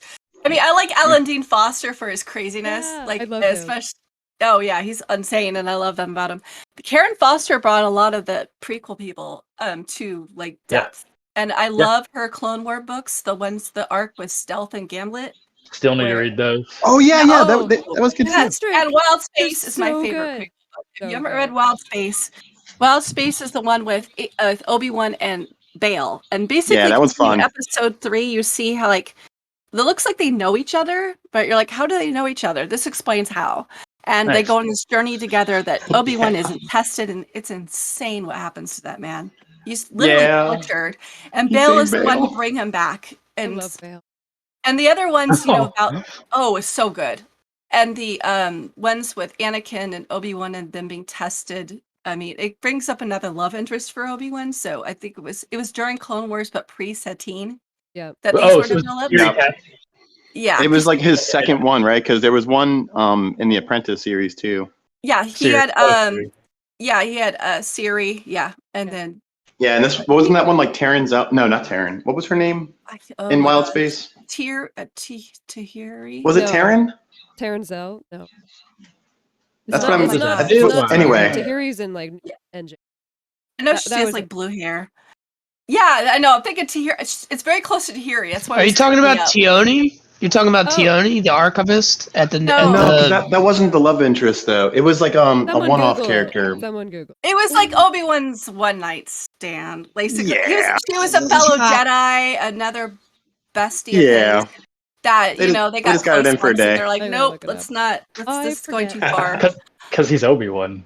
Yeah. She's awesome. Like, she is such a good character. There. She was so snarky. She's kind of like a female Obi-Wan in that way. But I loved how Karen kind of brought those characters to life and how they interact. You hear Ahsoka's point of view, and this is when Ahsoka was kind of annoying in the Clone Wars, so it was kind of nice to see her early on. Like her anxiety. I think, she would have a lot of anxiety from her point of view. Yeah, she's a lot to be anxious about for sure. She's in a war zone as a kid, basically thrown in there from a young age.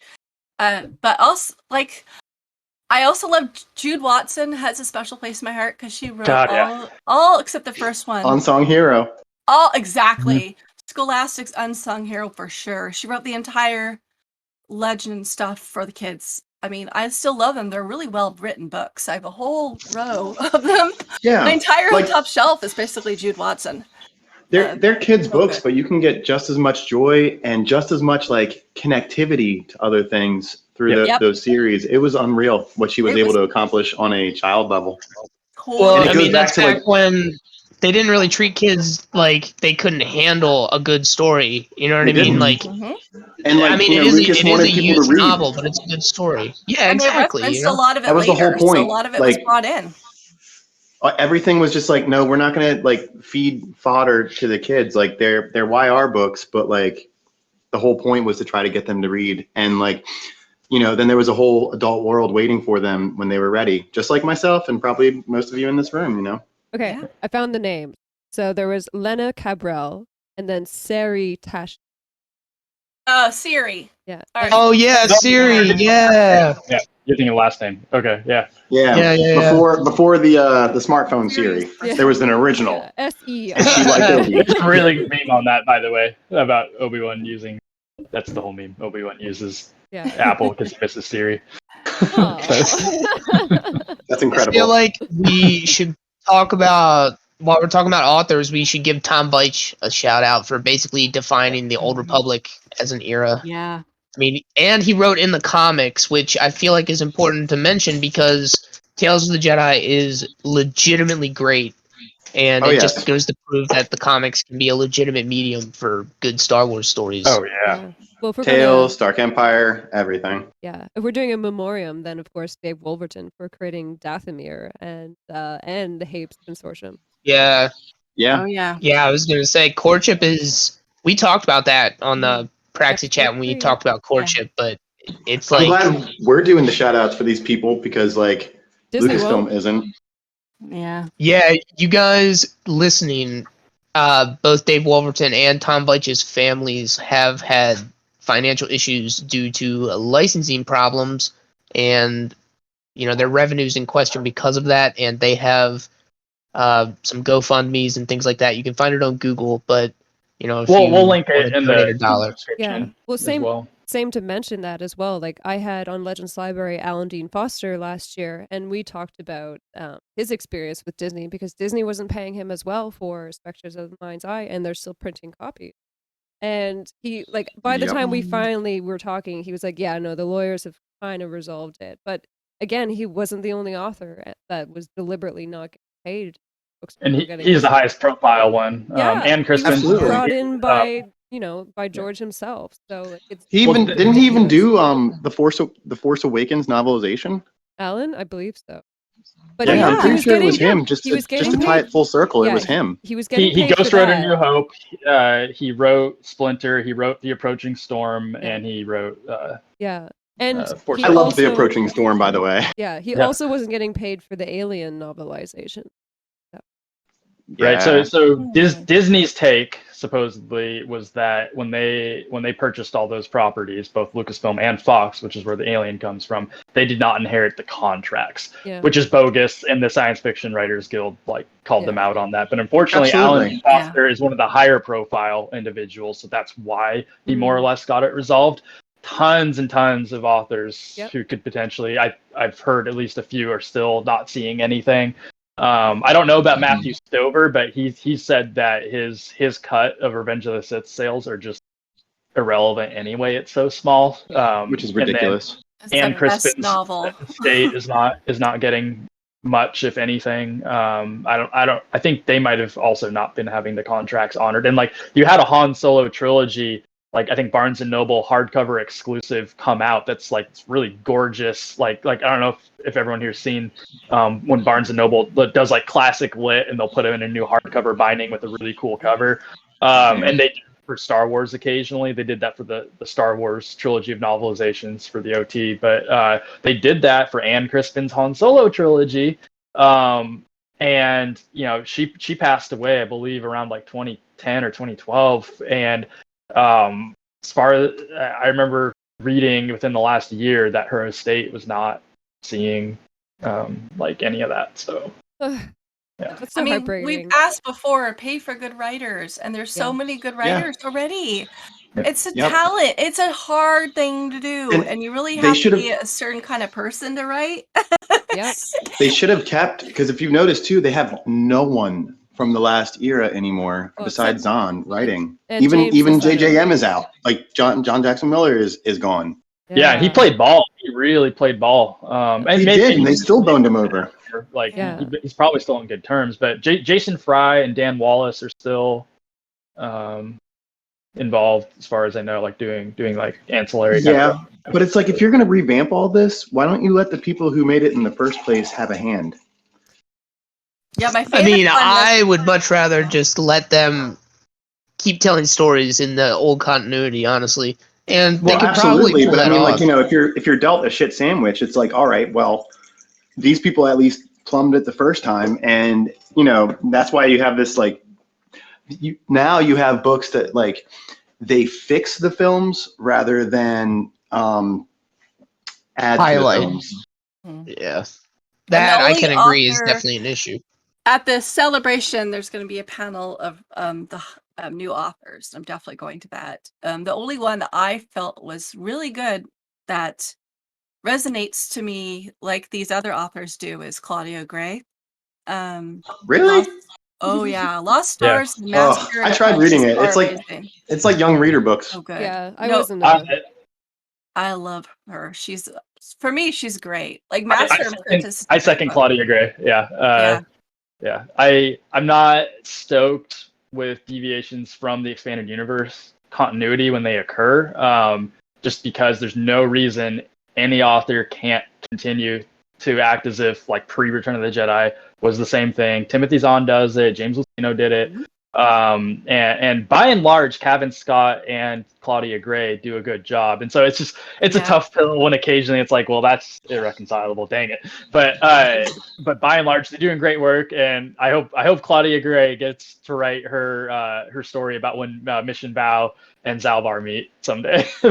Anything that KOTOR, man, that would be cool. I would love to see that. Still, let's just keep the expanded universe as much as possible, and then someday maybe we'll get a World Between Worlds thing, and like, oh, timeline split around the Clone Wars, you know.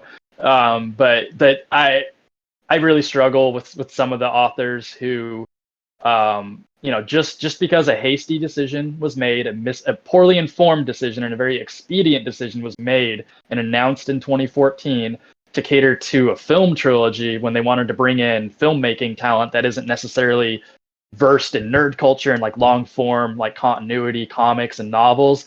Like, I don't think it was valid then, even for filmmakers. I don't think it was valid to decanonize the expanded universe, but it's certainly not valid for longer form storytelling. Like there are authors who are prolific comic authors, and I don't think they have any excuse to not be like, okay, Shadows of the Empire still happened, and I'm going to kind of write around that and tell another story that still threads with it. There's no excuse, and it's just ostracizing fans, like the older fans, I suppose, or new fans as well. But just play along with everybody and continue to keep the expanded universe canon as much as possible, and everybody wins. But there are other new writers I'm excited about. Well, I hope I don't get his name wrong, but I think Alexander Christopher, Shadow of the Sith.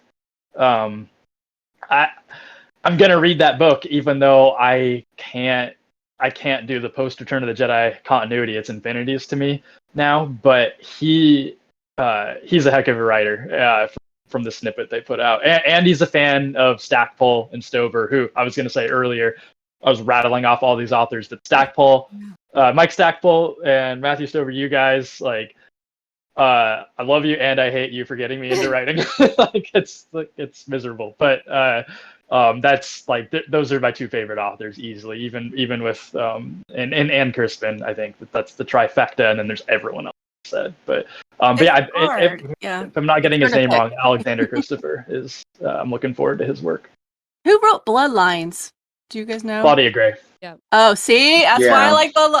I like Bloodlines. I mean, she does do a little bit of her own thing, but I find most of all written by Karen Travis. Yeah, she doesn't try to contradict anything. Yeah, she tries. There's a few things that do. I'm like, oh, I wish she wouldn't have done that, but I mean, like, But from my yeah. Bloodline plurals, Karen Travis. Bloodline singular is Claudia Gray. yeah, Yeah. just to speak about like what I've been working on for my own kind of fan. Like, I know it's kind of weird that like, I don't know how many of us have done our own fan. Of course, why not? It's part of our Me. love of Star Wars. But like for me, like it was really important to get like anything Legends based, like really accurate, and then as I could tie it into canon just to kind of make it work. But Legends has always been my focus. Obviously putting in my own personal element, and I do have twins in them. They're like evil twins. Nice. Maybe I'll share it with you guys one day. I That's know cool. Matt and Yeah. Kyle have read. Yeah. I'm interested. Cool. That's something that I really appreciate. Just like I'm not, published or anything, but I've been writing since I was like 7, and I also like to write fan fiction, like you said. Like I just love Star Wars. Like it's natural that I would want to write in it. And when I approach it, I try to approach it like I'm writing a book in the EU, like what Pat was talking about, like threading in those continuity connections. Like that to me is a ton of fun to do as a writer. Like it's a challenge, Yeah. And like that's part of the reason why I do it, which is one of the reasons why I get so surprised when these modern writers seem to like shy away from it. It's like, what are you doing? Like maybe Yeah. world building isn't for you, but And then even then with why are you working on even Star with, There's like, Wars? more The possibility Mandalorian. when you adhere to a continuity than when you just throw it out with the bathwater. Yeah. And like my example for like with The Mandalorian, when they go to Tython, it's supposed to be like this really difficult place to get into in the middle of the galaxy, and yet it was super easy for them to fly into. And Yep. like Bane himself, Darth Bane, struggled to get there, and the Mandalorian for no problem. Right. They even researched how difficult it is or understand that. And it was just like a flippant thing. Like I was so excited to go to Tython. Because like we go to So, Tython. Yeah, it I was think just like the- California. Yeah, like like we see Tython in both Bane and To the Void by Tim Levin. It's some just hard. I feel Are you like referring to The that is the Mandalorian? biggest issue with the current stuff. Like that's the problem, is that they keep going. They're too afraid to strike out on their own. They keep giving us things that we've already seen, and it's intrinsically going to invite comparison. Yeah. Because like I've had a lot of Yeah. conversations with Disney fans, and their response to that type of thing is like, "Well, it's not the same Tython," Yeah. and like, Whoa. to which my response is, why not just make it a new planet then? Like, Yeah. why does it have to be Tython? Like, I would be much more willing to give the new stuff a chance if they erased the EU to tell original stories by their own direct admission. So tell original stories, you know what I mean? And Yeah. the High Republic has some serious critiques, but at least they tried to do that.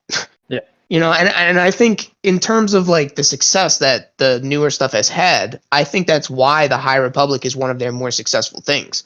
Because even though it does have some pretty serious flaws, like at least they're trying to tell new Star Wars. And I think that intrinsically kind of draws people, just because they're curious, like, to see what happens. People love Star Wars. And so when you give them an opportunity to read a new Star Wars story, they're going to give it a shot, even if it's just out of curiosity, and Yeah.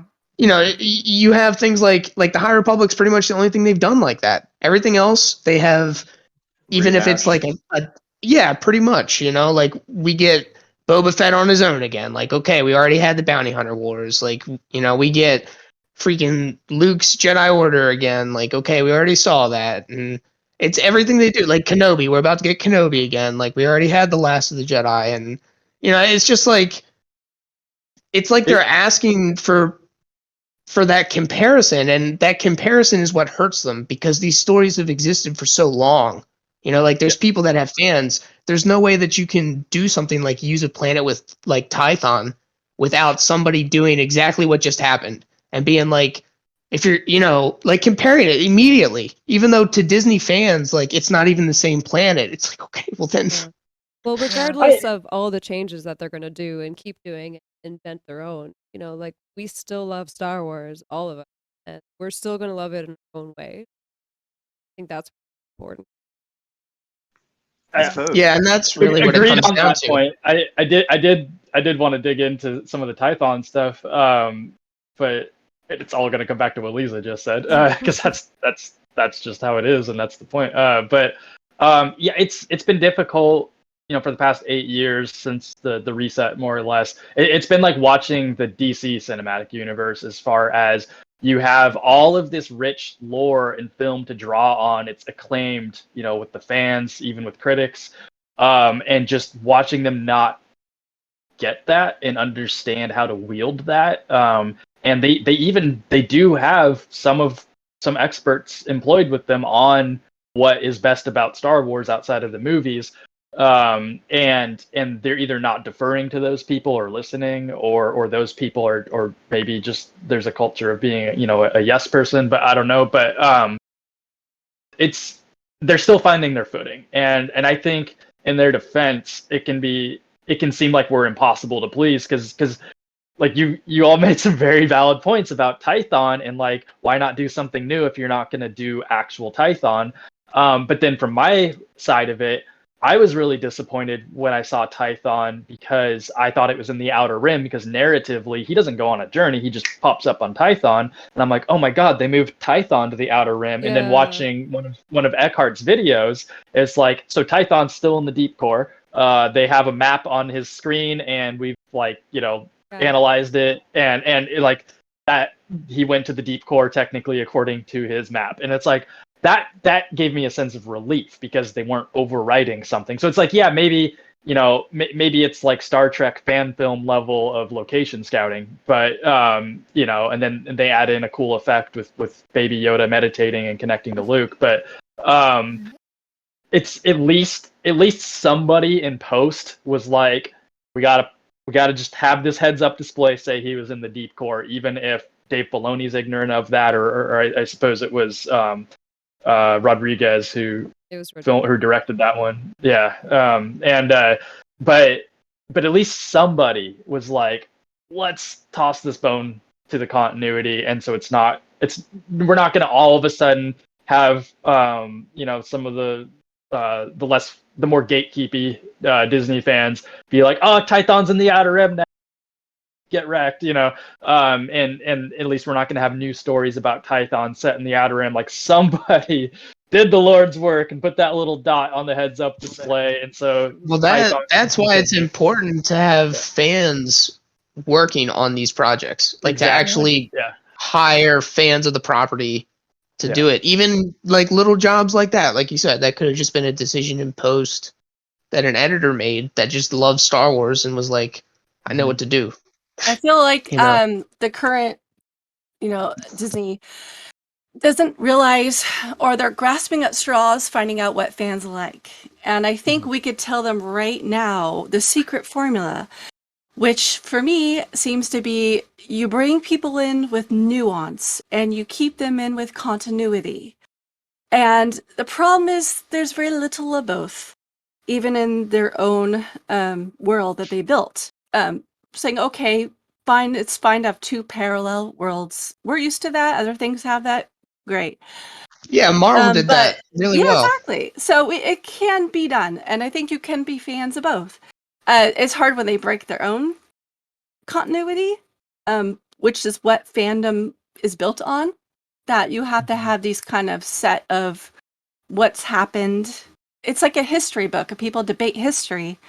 Then it's hard to find that common ground and hard to come together as a fan. And then you get subsequent division in the fandom based on like an event that there's a divisive part of that kind of just breaks people apart. So if they really want to bring the fandom together and have fandom continue in Star Wars, I think those two things need to really happen. And they have an excellent blueprint with the expanded universe. Just, I mean, you cannot read the new Thrawn books and get everything going on without reading Outbound Flight. Like, those books are effectively, and I disliked the idea that there were two continuities for the longest time. Like, obviously it's a travesty to lose the post Return of the Jedi expanded universe material, but my understanding, and Timothy Zahn's understanding, James Luceno's understanding, the writers of the De Agostini like magazines like Build the Millennium Falcon and the Fact Files, as well as the Fantasy Flight Games writers, their understanding and the public announcement itself, and Dave Filoni's own words at Comic Con San Diego, like 2014, is that the expanded universe are in-universe legends that may or may not be true, which means S-canon for people familiar with the tiers. And so we lost post Return of the Jedi. It's a travesty, yes, but everything before that was still supposed to be either canon or quasi-canon. And that's why Outbound Flight occurred, Cloak of Deception occurred, Labyrinth of Evil, Dark Lord, those all occurred because those writers, James Luceno, Timothy Zahn, are like, yeah, this is our understanding of it, this all still happened. And don't want to go too far down a rabbit hole here, but Wikipedia either misunderstood or deliberately kind of manufactured consent as far as like Legends as a continuity. Canon is a continuity. Canon's not even a brand. Like there's no capital C canon. That's not a thing. Like Legends is a brand. It's a stamp on certain works. It's not even technically a continuity, but public perception changed and it is effectively a continuity now and straight from the horse's mouth, unfortunately. But anyway, it just it would be very nice if authors continued to be like, okay, expanded universe happened more or less. Like if we really need to change something, we will. But Charles Soule, like look at the stories that you're retreading. That maybe they were done better because there were more people involved.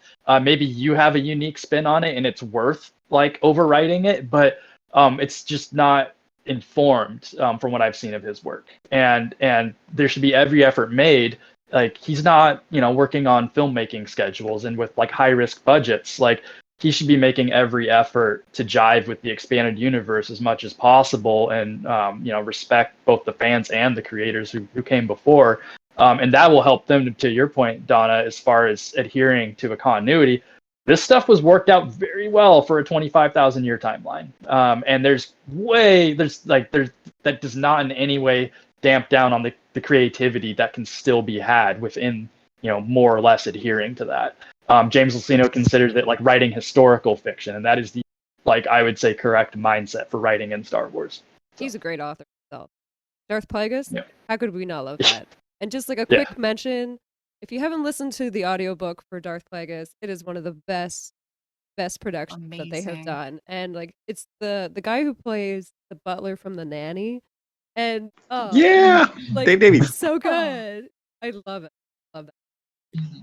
Talk about a blast from the past in the best kind of way. Yeah, exactly. I never realized that. Yeah. I have no idea what y'all are talking about, but I still need to take your rec on that, Lisa. Fran Drescher? Fran Drescher, yeah. Yeah. Yeah. Gosh. Oh, Mr. Sheffield. Yeah, Mr. Sheffield. Yeah. She shares my brain. Oh. I was thinking, like, while we kind of like wrap up as much fun we're having talking about this, if you guys want to share maybe either your favorite. You're talking like 3 hours already. Yeah, like if you want to share either your favorite character. Where did it go? Or your favorite prequel meme, like. What was the first part, Lisa? Either share your favorite character or share your favorite prequel meme.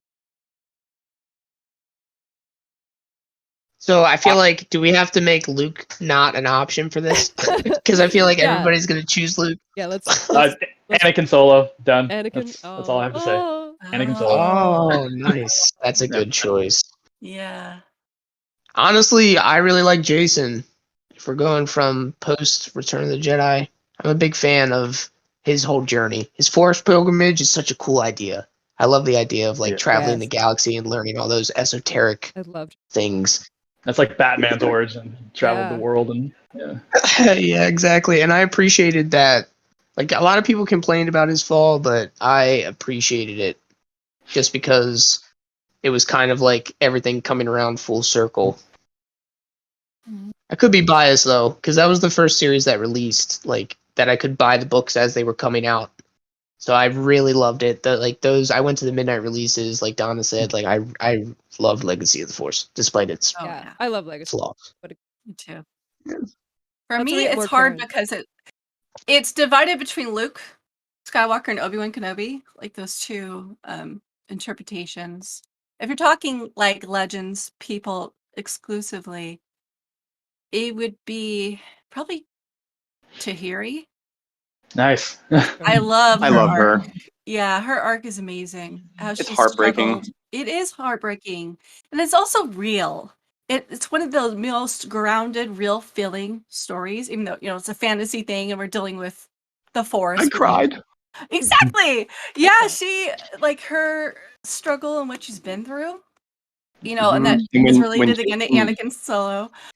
when Jason has Yeah. her flow walk, Yeah. Yeah. oh my god, that's that so makes you heartbreaking. really hate him too. So that made it Right. legit for me. Well, that's when he was Kaitis level. He wasn't Yeah. Jason Mhm. anymore. Oh, that was brutal. Yeah, and then she got to have that kiss with Anakin finally that she didn't have in Star by Star. Breaks your heart. Oh, She has been through hell and back. yeah. And I think people say it Kylo Ren's based on Jason. I think it's more her. Like, I could see that being a lot of inspiration. Like, just having, but much better done, in my opinion.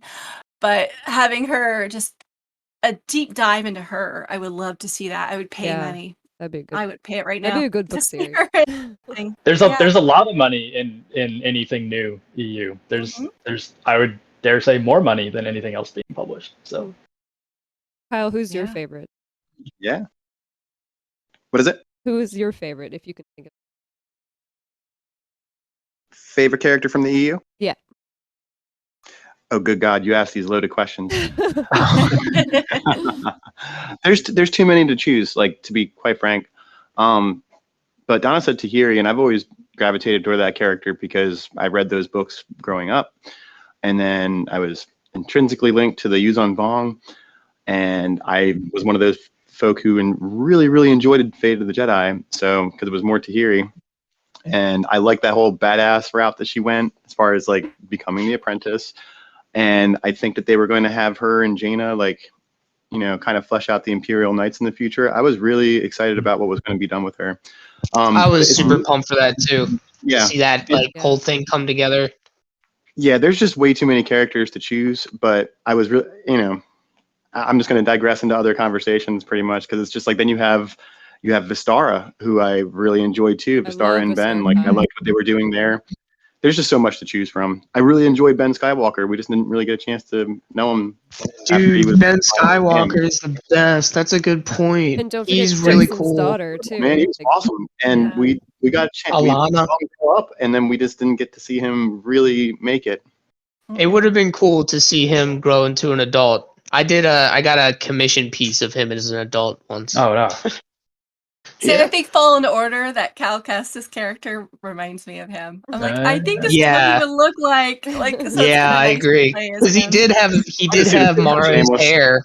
Yeah, the He had red. Mara's hair, and like Luke's kind of like He you looks know. like him. Like if you look, because I spent a lot of time in that game and have tons of screenshots. So you look around like, oh, I think so. I could see Mara in there.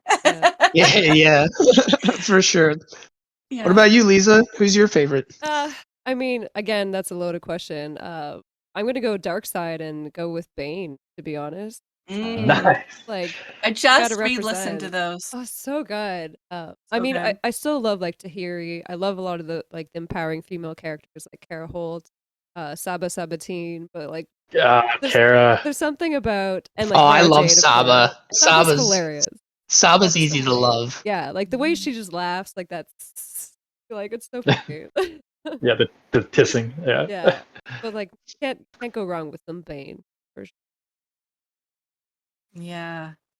His journey was It's an incredible impressive story. and and understandable, I guess.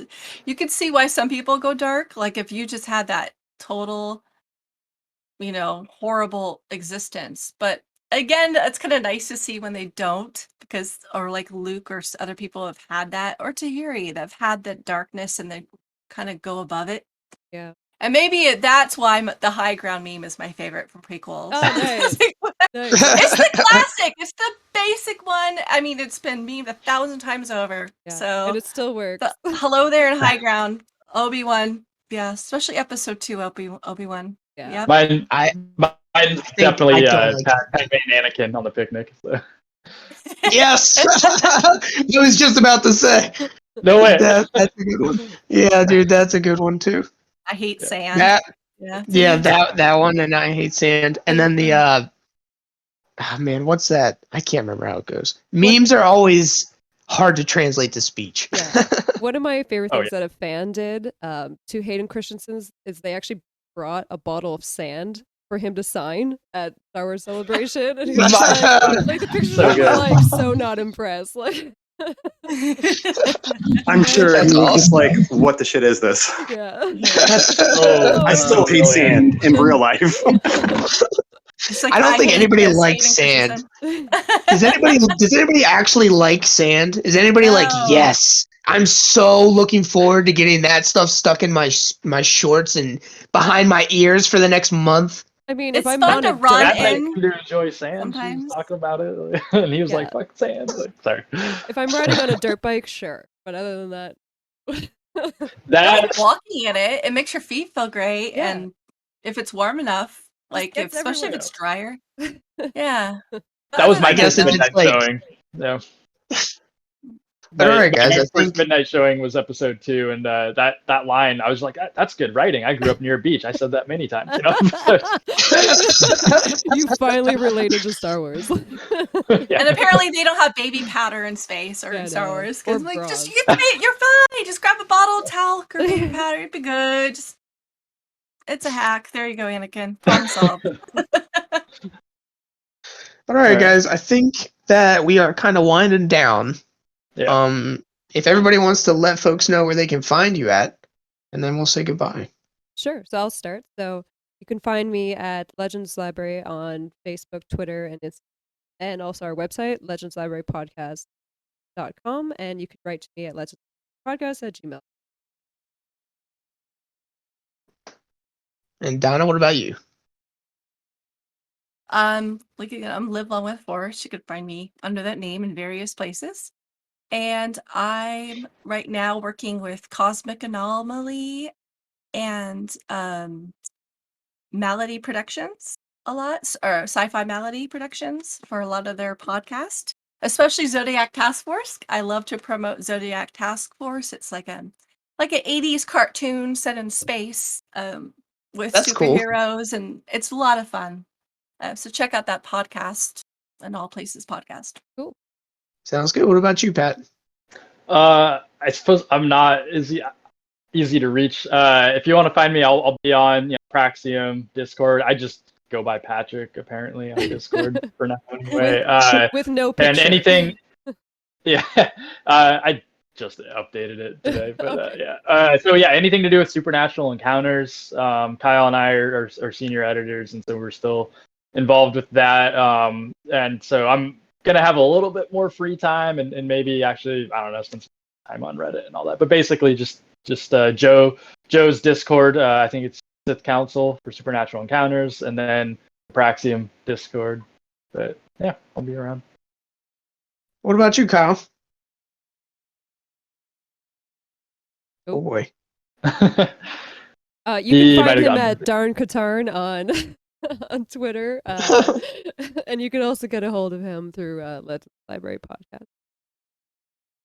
Yes, I'm here. Sorry, the damn push to talk. My apps wouldn't cycle fast I enough. thought I would say it. But yeah, for you. what Lisa said, you can find me at the Legends Library Podcast. All the email there, all of the multimedia pages there. That's cool. What Patrick said, you can reach both me and Pat through StarWarsTimeline.net if you want to, or you can just go to any pages that are associated to Supernatural Encounters, and you'll probably find us. You can find me on Facebook, Kyle Rawlings, or you can look me up on Twitter at Don Katarn. Awesome. And you guys can find me at Darth Matthews Holocron or hanging out on the Praxeum social media. And we are going to link that stuff down in the description. So, hop in on the Discord or drop a post on the Reddit and you'll see us around. All right, guys, we talked about a lot here today. Remember, new Legends book is coming out soon, within the next couple of months. And you heard it here. It's Supernatural Encounters. Make sure you guys pick it up. It's a big honker, like a 2,000-page book. And it's gonna be fantastic. But all right, guys, it's been a lot of fun. It's been a lot of fun talking. Have a good one out there. Stay safe. May the force be with you all. See ya.